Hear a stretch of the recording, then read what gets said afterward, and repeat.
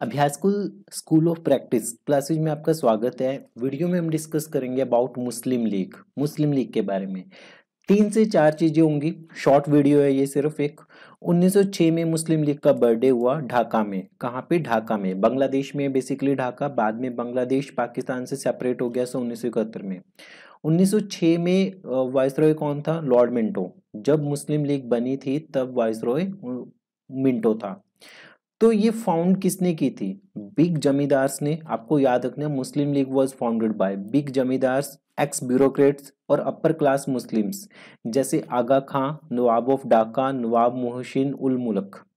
तो बेसिकली बड़े बड़े जमींदार ने, ब्यूरोक्रेट्स ने, अपर क्लास मुस्लिम्स ने इसे फाउंड किया था। और एक चीज याद रखनी है कि Mohammad Ali Jinnah was not the founder of Muslim League. ये आपको याद रखना है। तो स्टार्टिंग में ये बेसिकली इंक्लाइंड थी, प्रो थी ब्रिटिशर्स के लिए। उन्होंने सपोर्ट किया था पार्टीशन ऑफ बंगाल को। आपसे स्टेटमेंट बनेगी कि Muslim League supported the partition of Bengal. Yes. They raise the slogan of the separate Muslim interest. Yes. They demand separate electorate. Yes. तो उन्होंने मुस्लिम्स के लिए सेफ गार्ड डिमांड किए थे गवर्नमेंट सर्विसेज में। और उन्होंने रीआइट्रेट की थी कि all the major themes of the communal politics. ठीक है। उसके बाद जिन्ना बहुत रेगुलरली इनवाइटेड होते थे मुस्लिम लीग के द्वारा 1910 तक।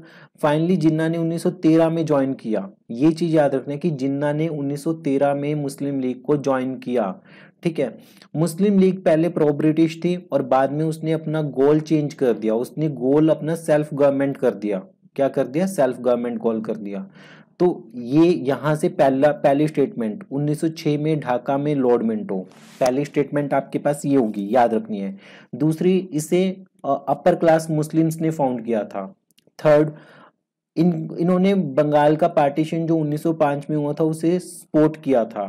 फोर्थ, जिन्ना उस टाइम पे जब ये बनी उस टाइम पे इसका फाउंडर नहीं था, बल्कि जिन्ना ने 1913 में इसे ज्वाइन किया था। ठीक है। बाद में पहले प्रो ब्रिटिश थी, बाद में इसने अपना गोल सेल्फ गवर्नमेंट कर लिया था। तो 4-5 चीजें आपको याद रखनी है मुस्लिम लीग के बारे में।